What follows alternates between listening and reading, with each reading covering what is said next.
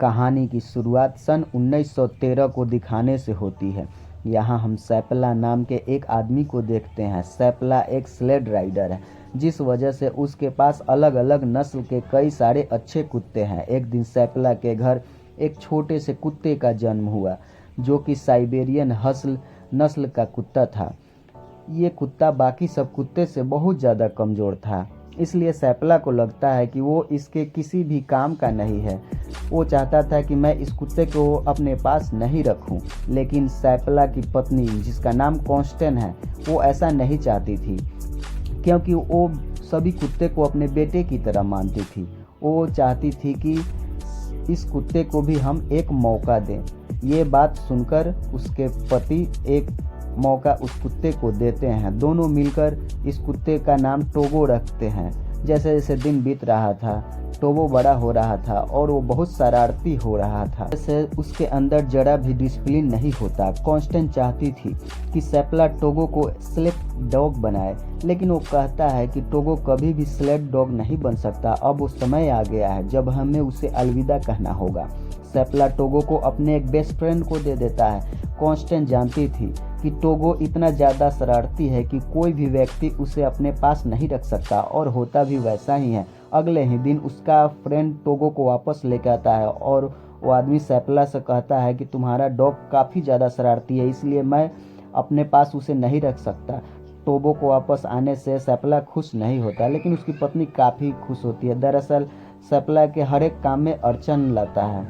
जब वो डॉग के साथ स्लेड की प्रैक्टिस करने जाता था तो टोगो को एक जगह बंद करके जाता था, लेकिन टोगो ज़मीन खोदकर जगह पे पहुंच जाता है जहां सैपला अपने डॉग के साथ प्रैक्टिस कर रहा होता है। टोगो जब यहां आता है तो बाकी सारे डॉग उसके साथ खेलने लगता है, जिस वजह से उसकी प्रैक्टिस खराब हो जाती थी। एक बार तो सैपला पानी में भी गिर जाता है। टोगो की हरकतों से सैपला काफ़ी ज़्यादा परेशान था, इसलिए अगले दिन वो कमरे में बंद कर देता है। लेकिन टोगो किसी तरह से ही कमरे से भी बाहर निकल जाता है और दोबारा से उसी जगह पे पहुंच जाता है जहां बाकी कुत्ते की प्रैक्टिस चल रही थी। सैपला टोगो की हरकतों से बहुत ज़्यादा परेशान हो चुका था, इसलिए वो टोगो को अपने एक फीमेल फ्रेंड को दे देता है। सैपला की दोस्त बहुत ही ज़्यादा स्ट्रिक्ट थी। वो कहती है कि मैं हमेशा घर में रहती हूँ, इसलिए टोगो को भी मेरे साथ घर में ही रहना पड़ेगा। सैपला टोगो को अपने फ्रेंड के पास यहाँ से चला जाता है, लेकिन उसके जाने के कुछ देर बाद टोगो फिर खिड़की का कांच तोड़कर यहाँ से भाग जाता है और सीधा उसी जगह पे आता है जहाँ सैपला अपने डॉग के साथ प्रैक्टिस कर रहा था। सैपला देखता है कि टोगो को हाथ में चोट लगी हुई है, इसलिए वो स्लेड पर बैठा के घर ले जाना, लेकिन टोगो स्लेड पे नहीं बैठता था क्योंकि वो बाकी कुत्ते के साथ दौड़ना चाहता है। अब न चाहकर भी सैपला टोगो को बाकी सब कुत्ते के साथ बांध देता है। कुछ दूर आने के बाद सैपला देखता है कि टोगो बाकी सब कुत्ते के मुकाबले काफ़ी तेज भाग रहा है, इसलिए वो एक जगह रुककर टोगो को सबसे आगे बांधता है। टोगो की स्पीड काफ़ी तेज थी, जिस वजह से वो जल्दी से सबको घर पहुंचा देता है। टोगो के उस काम से सैपला काफ़ी खुश और हैरान होता है। वो अपनी पत्नी से कहता है कि ये सिर्फ स्लेड डॉग ही नहीं बल्कि एक लीड डॉग भी है। इसने दौड़ ने सभी कुत्ते को पीछे छोड़ दिया। ये सुनकर कॉन्स्टेंट काफ़ी खुश होती है, क्योंकि सैपला भी और टोगो को पसंद करने लगा था। टोगो को लीड डॉग बनने के बाद सैपला अपने शहर में हो रहे सारे चैंपियनशिप को जीत जाता है, जिस वजह से टोगो और सैपला बहुत ही जल्द पूरे शहर में मशहूर हो जाते हैं। धीरे धीरे वक्त बीतता है और अब पूरे 12 साल बीत जाते हैं। सन 1925 का एक दिन जब सैपला अपने कुत्तों के साथ घर आता है, तब उसका दोस्त डैन उसे बताता है कि हमारे शहर में एक महामारी फैल गई है जिसका नाम डिप्थीरिया है। उस बीमारी की वजह से यहाँ मौजूद कई सारे बच्चों की तबीयत अचानक से खराब हो रही है और कई बच्चों तो गुजर भी चुके हैं। इसलिए शहर की मेयर एक इमरजेंसी मीटिंग बुलाते हैं। उस मीटिंग में सैपला भी आता है। मीटिंग में बताया जाता है कि उस बीमारी का एक एंटीडोट है, वो और एंटीडोट यहाँ से 600 किलोमीटर दूर नेवाड़ा में है। वहाँ के लोग उस दवा को हेलीकॉप्टर से यहाँ नहीं भेज सकते हैं, क्योंकि जल्द ही यहाँ का मौसम बहुत जल्दी ख़राब होने वाला है। मेयर सैपला से मौसम के बारे में पूछता है। सैपला कहता है कि आज मैं जब घर वापस आ रहा था तब मैंने रास्ते में देखा कि पहाड़ों से बहुत दूर एक तूफान चल रहा था जो धीरे धीरे हमारे शहर की तरफ बढ़ रहा है। उस तूफान को देखकर मेरे सभी डॉग घर के मारे घर की तरफ भाग रहे थे। टोगो ने 12 साल में एक ऐसा पहली बार किया है। अगर वो तूफान से डर रहा है तो हमें भी उससे डरना चाहिए। क्योंकि वो तूफान बहुत ही भयानक होने वाला है। हालांकि मेयर चाहता था कि सैफला अपने स्लेड डॉग के साथ नेवाड़ा जाकर उस मेडिसिन को यहाँ ले आए, लेकिन सैफला बिना कोई जवाब दिए यहाँ से चला जाता है। वो जब बाहर आता है तब उसे डॉक्टर एक लिफ्ट मांगता है। सैफला उस डॉक्टर को लिफ्ट देता है और उसको हॉस्पिटल तक पहुंचाता है। यहाँ सैफला जब खिड़की की तरफ अंदर देखता है तब उसे अंदर ढेर सारे बच्चे दिखाई देते हैं जो कि बीमारी से लड़ रहे थे और उसकी हालत बहुत ही गंभीर होती है। बिना मेडिसिन के उन्हें बचाया नहीं जा सकता। जब सैफला अपने घर आता है तब रात में वो अपने पत्नी से कहता है कि मैं नेवाड़ा मेडिसिन लेने के लिए ज़रूर जाऊंगा, लेकिन उसकी पत्नी वैसा नहीं चाहती थी क्योंकि वो जानती थी कि ऐसे खतरनाक मौसम में 600 किलोमीटर दूर जाना खुदकुशी करने जैसा होगा। लेकिन सैफला कहता है कि मुझे मेडिसिन लेने जाना ही होगा क्योंकि हॉस्पिटल में मैंने जिन बच्चों को देखा है वो सारे बच्चे हमें जानते हैं और मैं अपने साथ टोगो को भी लेके जाऊंगा। लेकिन उसकी पत्नी कहती है कि टोगो अब 12 साल का हो चुका है और तुमने ही कहा था कि वो 115 मील से ज़्यादा दूरी तय नहीं कर सकता और जिस सफ़र पे तुम जाने वाले हो वो तो पूरे 600 मील का है और तुम टोगो से बहुत ज़्यादा प्यार करते हो। मैं नहीं चाहती कि टोगो का मौत के जिम्मेवार तुम बनो। अगली सुबह जब सैफला अपनी पत्नी को अलविदा कह के नेवाड़ा की तरफ निकल पड़ता है, जैसे जैसे सैफला अपने कुत्ते के साथ आगे बढ़ता है वैसे वैसे तूफान भी तेज हो रहा था। तूफान में इतनी तेजी बर्फीली हवाएं होती है कि सैफला को आगे कुछ भी दिखाई नहीं देता। टोगो सबसे आगे था और सैफला लगातार अपने कुत्ते को आगे बढ़ने के लिए कहता है क्योंकि उसे जल्द से जल्द नेवाड़ा पहुंचकर उस मेडिसिन को लेकर वापस आना है। वो लोग बेहद एक गहरी ढलान पे होते हैं, तभी टोगो रुक जाता है। सैफला को कुछ भी समझ में नहीं आता आखिर टोगो क्यों रुका। इसलिए जब वो नीचे उतर कर देखता है तो उसे सामने एक बड़ी खाई दिखाई देती है। टोगो ने इस इतनी खतरनाक तूफान में भी इस खाई को देख लिया था, इसलिए वो यहाँ रुक गया था, जिस वजह से वो सैफला और बाकी डॉग की जान बचा ली थी। सैफला यहाँ देखता है कि टोगो का पैर जख्मी हो चुका है। जिस पूरी दिन सफ़र करने के बाद ये लोग एक आउटपोस्ट पे पहुँचते हैं। इस जगह पे एक डॉक्टर होती है। वो सैफला से कहती है कि तुम्हारा डॉग टोगो बहुत थक चुका है। दरअसल टोगो 12 साल का हो चुका था और इतना लंबा सफ़र उसके लिए ठीक नहीं है। लेकिन अगली सुबह होते ही सैफला और उसके लीडिंग डॉग टोगो बाकी सभी डॉग के साथ इस बर्फीले भयंकर तूफान में आगे की तरफ लगातार बढ़ रहे थे। दूसरी तरफ हम देखते हैं कि हॉस्पिटल में उन बच्चों की तबीयत लगातार बिगड़ती जा रही थी और इधर सैफला लगातार आगे बढ़ रहा होता है। उस शॉर्टकट लेकर जल्द से जल्द नेवाड़ा पहुंचना चाहता था ताकि वो उस मेडिसिन को ले सके। आगे बढ़ते समय उनके सामने एक जमी हुई झील आती है जिस पर से चलना बहुत ही खतरनाक साबित हो सकता था और तो और उसके सामने से एक बहुत भयानक तूफान भी इनकी तरफ आ रहा था। लेकिन सैफला यहाँ पे डरता नहीं है। वो अपने डॉग से कहता है कि आगे बढ़े। टोगो सभी डॉग को लीड करते हुए टोगो आगे बढ़ता है। जमीन फट के पानी निकल रही थी, लेकिन टोगो यहाँ काफ़ी तेज़ी से तोड़कर पार कर देता है। पूरा दिन सफ़र करने के बाद वो लोग एक दूसरे आउटपोस्ट पे रुकते हैं जहाँ पे अब अपनी रात बिताएंगे। दूसरी तरफ हम सैफला के पत्नी को देखते हैं जो मेयर के पास आती है। यहाँ पे उसे बताया जाता है कि उस मेडिसिन को नेवाड़ा से भेज दिया गया है और वो रास्ते में ही सैफला को मिल जाएगी। लेकिन उसकी पत्नी कहती है कि सैफला शॉर्टकट से जा रहा होगा और अगर उन लोग उसे नहीं मिले तो लगातार आगे बढ़ता रहेगा, जिस वजह से उसका सफ़र और भी लंबा हो जाएगा। उधर ही हम सैफला को देखते हैं जो सुबह होने पर अपने डॉग्स के साथ अपने आगे के सफ़र के लिए निकल जाता है। हालांकि टोगो की हालत काफ़ी ख़राब थी लेकिन फिर भी वो रुकना नहीं चाहता था। वो सभी डॉग्स को लीड करता हुआ लगातार आगे बढ़ रहा था। हम देखते हैं कि सैफला सच में शॉर्टकट लेकर आगे बढ़ रहा था। अब रास्ते में वो उस आदमी से नहीं मिला जो नेवाड़ा से मेडिसिन लेकर उसकी तरफ आ रहा है, तो खुद नेवाड़ा पहुंच जाएगा जहां पे वो मेडिसिन नहीं मिलेगी। सैफला बहुत ज़्यादा थक चुका था और उसकी आंखें लगातार बंद हो रही थी, लेकिन उसकी डॉग्स लगातार बिजली की रफ्तार से इस तूफान में आगे बढ़ रहे थे। हम यहाँ एक आदमी को देखते हैं जिसका नाम हेनरी है।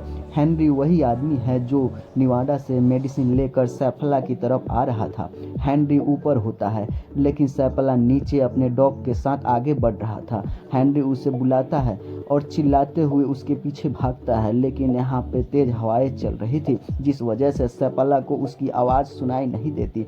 लेकिन खुशकिस्मती से टोगो हेनरी की आवाज़ सुन लेता है। हेनरी को यहाँ लगता है कि सैफला ने उसे नहीं वही देखा, इसलिए वो उदास हो जाता है। लेकिन तभी वो देखता है कि सैपला वापस आ रहा है। दरअसल टोगो आगे जाकर रुक गया था। हेनरिक सैपला को मेडिसिन देता है जिसके लिए वो इतनी दूर आया था। दोनों एक दूसरे आउटपोस्ट पे रुके हुए थे। टोगो की हालत देखकर हेनरिक कहता है कि तुम अपने इस डॉग को यहीं छोड़ दो, क्योंकि उसकी हालत बहुत ख़राब है। इस खतरनाक तूफान में मैंने कई सारे डॉग को खो दिया है, इसलिए मैं नहीं चाहता कि तुम भी अपने डॉग को खो दो। ये सुनकर सैपला उसकी बात मानने से मना कर देता है और कहता है कि टोगो मेरा लीड डॉग है, जिसके बिना मैं आगे बढ़ ही नहीं सकता। अब सैपला मेडिसिन लेकर वापस से अपने शहर जाने वाला था। वापस आते समय उनके रास्ते में फिर से वही जमी हुई खतरनाक झील आती है जिसे इन्होंने एक दिन पहले पार किया था, जिसके ऊपर चलने से क्रैक आ रहे थे। अगर ये लोग इस रास्ते से नहीं गए तो इनका रास्ता एक दिन के लिए और लंबा हो जाएगा। इसलिए सैपला यहाँ फैसला करता है कि वो इसी रास्ते से वापस जाएगा। वो टोगो से कहता है कि आगे बढ़ो टोगो। टोगो सभी डॉग को लीड करते हुए तेजी से इस झील को पार करने लगता है। हम देखते हैं कि झील के अंदर से पानी निकलना शुरू हो गया है। अगर उन्होंने झील को जल्दी से पार नहीं किया तो सारे लोग पानी में डूबकर मारे जाएंगे। टोगो और बाकी डॉग काफ़ी तेज़ी से भागते हैं, जिस वजह से वो लोग किनारे तक पहुंच जाते हैं। ये लोग झील से बाहर निकल पाते उससे पहले ही ये लोग जिस पेड़ के टुकड़े पे खड़े हुए थे वो टुकड़ा पानी में तैरने लगता है। अब इन लोगों को सामने पानी था। सैफला यहाँ जल्दी से टोगो को उठाकर किनारे पर फेंक देता है और कहता है कि खींचो, ताकि बर्फ के टुकड़े पे वो लोग मौजूद हैं वो टुकड़े किनारे तक आ सके। टोगो जख्मी होने के बावजूद भी अपनी पूरी ताकत लगाकर उस टुकड़े को खींचता है, जिस वजह से वो टुकड़े किनारे तक आ जाता है और सभी लोग वो जमी हुई झील से बाहर आ जाते हैं। सब लोग की जान बच जाती है। इसके बाद ये लोग उसी आउटपोस्ट पर आते हैं जहाँ एक औरत डॉक्टर थी। जब ये डॉक्टर टोगो को देखती है तब उसकी आंखों में आंसू आ जाते हैं। सैफला पूछते हैं कि क्या हुआ, तब वो डॉक्टर बताती है कि तुम्हारा डॉग मर रहा है क्योंकि उसकी हालत बहुत ही ज़्यादा ख़राब है। ये सुनकर सैफला को बहुत दुख होता है कि सुबह जब ये आगे बढ़ रहे थे तब सैफला टोगो को स्लेट के आगे नहीं बांधता, बल्कि वो स्लेट पे बैठाता है क्योंकि वो बीमार होने के साथ साथ काफ़ी कमज़ोर हो चुका था। लेकिन टोगो स्लेट पे नहीं बैठता, वो उठकर वापस सबसे आगे आकर खड़ा होता है। सैफला उसे दोबारा स्लेट पे बैठाता है, लेकिन टोगो फिर से आगे आता है। ये देखकर सैफला समझ जाता है कि टोगो अभी भी लीड करना चाहता है और वो आराम करना नहीं चाहता, इसलिए वो आगे बांध देता है। जिसके बाद वो आगे बढ़ते रहते हैं। कुछ घंटों के सफ़र के बाद तूफान इतना भयानक रूप ले लेता है कि सैफला को अपने आगे कुछ भी दिखाई नहीं देता और उसे रास्ता भी नहीं दिखाई देता। आखिर उसे जाना किस तरफ है। सैफला टोगो के पास आता है और कहता है कि मुझे कुछ भी नहीं पता, मैं रास्ता नहीं देख सकता, तुम्हें ही हमें रास्ता दिखाना होगा और अगले आउटपोस्ट तक पहुंचाना होगा। जिसके बाद सैफला अपने पूरे चेहरे को ढककर स्लेट के ऊपर लटक जाता है और टोगो आगे बढ़ना शुरू करता है। लेकिन कुछ घंटों के बाद टोगो एक जगह रुक जाता है। सैफला देखता है कि टोगो के साथ साथ बाकी सभी डॉग बैठ चुके हैं। टोगो के पास आकर कहता है कि तुम्हें उठना होगा और आगे बढ़ना होगा। अगर हम यहाँ से आगे नहीं गए तो हम सब के सब यहाँ पे मारे जाएंगे। लेकिन टोगो उसकी बात का कोई जवाब नहीं देता। सैफला को यहाँ पे रोशनी एक दिखाई देती है। यहाँ एक आदमी लालटेन लेकर उसके पास आता है। दरअसल ये जगह अगली आउटपोस्ट थी जहाँ टोगो को आना था। ये देखकर सैफला बहुत ही इमोशनल हो जाता है क्योंकि टोगो ने आज सबकी जान बचाई है। सब लोग अंदर आते हैं। यहाँ टोगो बेहाल होता है, उसके अंदर जरा भी ताकत नहीं बची थी। यहाँ कर्नर नाम का आदमी था जिससे सैफला की पत्नी ने ही इसे भेजा था ताकि इस आउटपोस्ट पर पहुँचने के बाद वो सैफला से मेडिसिन लेकर शहर पहुँच जाए जहाँ बच्चे बीमार हैं जिन्हें उन्हें मेडिसिन की ज़रूरत है। रात को सब लोग यहाँ आराम करते हैं और सुबह ही होते ही कर्नल अपने डॉग के साथ मेडिसिन लेकर यहाँ से निकल पड़ता है और कुछ ही घंटों के बाद वो अपने नोम शहर में पहुँच जाता है। यहाँ पे एक रिपोर्टर इन लोगों का पहले से ही इंतजार कर रहा था क्योंकि ये खबर न्यूयॉर्कर तक पहुँच गई थी कि एक स्लेड राइडर 600 मील सफ़र तय कर बर्फीले तूफान में अपनी जान पर खेलकर बीमार बच्चों के लिए मेडिसिन लेने गया है। रिपोर्टर को लगता है कि ये वही टीम और डॉग्स है जो मेडिसिन लेने के लिए नोम शहर से गए हुए थे। इसलिए रिपोर्टर सैफला की जगह गर्नर का नाम अपने न्यूज़ में छाप देता है। उस न्यूज़ से सैफला की पत्नी काफ़ी ज़्यादा डिसअपॉइंटेड होती है। टोगो अब काफ़ी रिकवर हो चुका था, इसलिए वो सेपला और बाकी डॉग के साथ वापस नोम शहर में आता है। यहाँ टोगो और सेपला को थैंक्स बोलने के लिए कई सारे लोग आते हैं। यहाँ वो बच्चे भी आते हैं जो उनकी वजह से अब बीमारी से ठीक हो गए थे। उनमें से एक बच्ची जब टोगो को देखती है तब वो सेपला से पूछती है कि क्या ये डॉग मरने वाला है। ये सुनकर सेपला बहुत दुखी होता है और कमरे से बाहर चला जाता है। कॉन्स्टेंस भी उसके पीछे जाती है। सेपला उसे कहता है कि आज टोगो की ऐसी हालत मेरी वजह से हुई है। वो 12 साल का डॉग था, इसलिए उसे मुझे अपने साथ नहीं ले जाना चाहिए था। क्या टोगो के अलावा कोई और काम कर सकता था? ये सुनकर सेपला कुछ भी नहीं कहता, क्योंकि वो जानता था वो टोगो के अलावा कोई भी काम नहीं कर सकता था। अब अगले दिन सेपला फिर से अपने बाकी डॉग के साथ स्लेड प्रैक्टिस के लिए जा रहा था, लेकिन टोगो जब ये देखता है तब वो घर पे नहीं रुकता है। वो लंगड़ाते हुए सेपला के पास पहुंच जाता है। सेपला यहाँ समझ जाता है कि टोगो सिर्फ स्लेड को नहीं खींचना चाहता था, बल्कि वो उसके साथ अपना वक्त बिताना चाहता था। अब कुछ दिनों के बाद टोगो पूरी तरह से ठीक हो जाता है। के बाद सेपला और अब उसकी पत्नी टोगो के साथ लंबी सफ़र पे घूमने जाया करता था। अगले 2 सालों में टोगो को कई सारे बच्चे हुए, जिन्हें काफ़ी सारे लोग लेने के लिए आए।